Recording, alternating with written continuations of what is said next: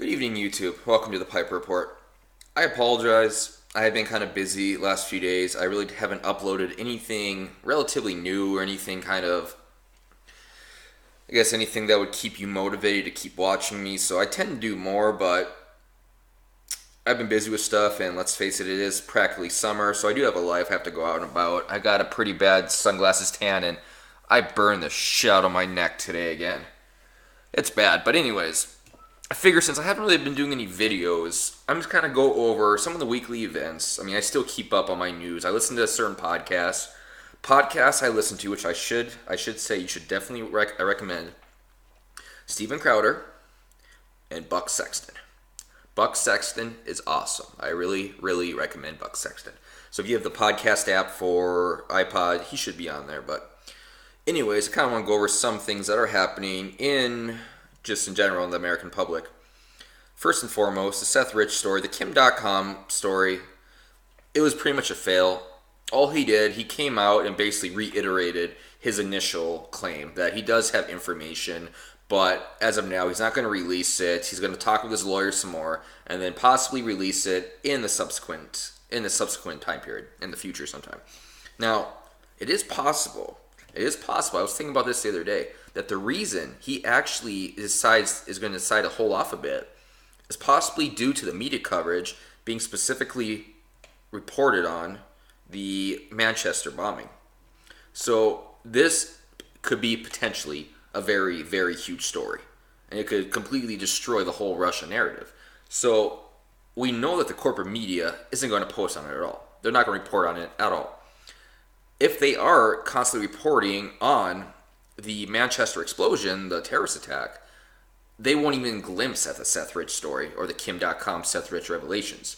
So if he would, in fact, wait a little bit longer until there actually is some, I guess you could say, serenity in the press, and then you could unleash the explosion, for lack of a better word. And I think that would have a bigger impact, actually. Because if he would try it now, the media, they would just relegate it down to, I guess, crap.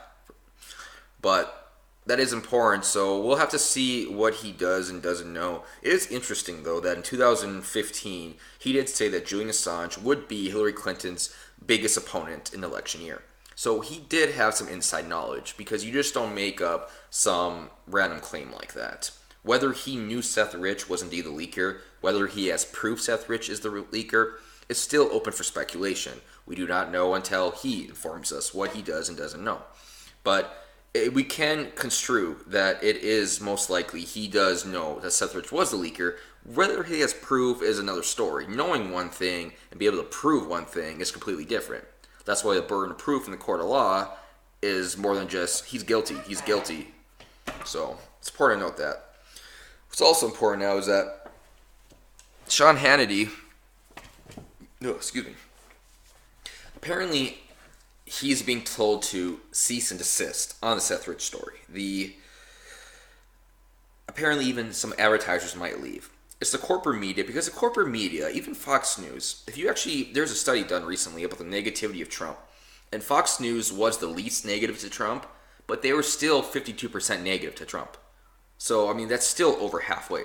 And yes, you can place some of his behavior in that as a catalyst for increasing the negative reporting. Not all the way, though. You cannot completely exonerate your negative reporting by blaming it on Donald Trump. It doesn't work that way. But Donald Trump has said and done things, and on his Twitter tweeted things that could give somebody some justification for negative reporting. Not 80% though, like it is on MSNBC and CNN and shit like that. But anyways, back to the whole thing now. It's interesting because even the Fox News, the corporate media of Fox, they don't even want the Seth Rich story going out because they really don't like Trump. I bet that Fox News would love to have Mike Pence as president. Mike Pence as president, Paul Ryan as speaker, and John McCain as one of the leading voices in the Senate. Right there, you have the neoconservatives with a conservative president who is willing to essentially do exactly what the neocons want him to do, because he looks like a pushover. Trump, even though he ran as a Republican, really isn't a Republican. He's a wild card yet. You really don't know where he's going to side with on what issue. It's really important to draw that distinction. because Trump ran as Republican, but his whole life he was a Democrat. And he is for actually bigger government. He does want universal health care. He said in the past he does. So it wouldn't surprise me that if Fox News is actually leaning toward someone like Mike Pence becoming president. So it would make sense then that they'll want the Seth Rich story to get out. Because if the truth of Seth Rich gets out, then the Russia narrative is completely destroyed. And Mike Pence becoming president just won't happen.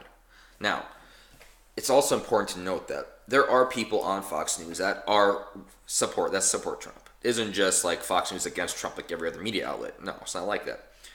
I mean, Eric Bolling, Sean Hannity, I mean, there are out there. But for the most part, I think the corporate media, the elites of the corporate media, would rather have someone like Mike Pence, a controllable yet boring person as president, who they can kind of predict what his future actions will be in policies, as opposed to someone like Trump, who could change his mind from one week to another. So Trump is a wild card, and it's hard to actually be able to control what the wild card will do. So I think that is Fox News' motive for telling Hannity to stop reporting on Seth Rich. I don't think Hannity will, because besides his television show, he also has a radio show. And I used to listen to his radio show way back in the day. I don't anymore, but I know he is constantly reporting on the Seth Rich on his radio show. I don't know because I haven't listened to it, but I can pretty much make an educated guess. If I would go download his podcast, I'm sure I would see Seth Rich, etc. So Hannity, even if he is forced to remove this reporting on Fox News because of the higher-ups telling him to do so, he will still continue to spread the word on the podcast. So that's also a plus to have. Also in the news now, I plan on doing a more video to articulate this actually better, but Donald Trump, he released his proposed budget for 2018. And already John McCain comes out and says is dead on arrival. Because John McCain doesn't want to balance the budget. John McCain doesn't want to cut spending. John McCain wants to expand the government. He wants to expand the government and the military and defense spending and all this stuff. At the same time, expanding the welfare state. And you have these Democrats, Mayor of New York, Del Blasio, he said that children, that this is not far-fetched, that this spending bill will kill children. Like, they are spreading the fear card so much. That's the thing about this. Terrorism is defined by essentially manipulating someone to do something you want by using fear against them, because they fear if they don't, what will happen to them. And that's the whole thing. That's the whole topic and the whole point of the Democratic narrative. They want you to think that if you do this, if you cut spending here, if you do this, that you will die.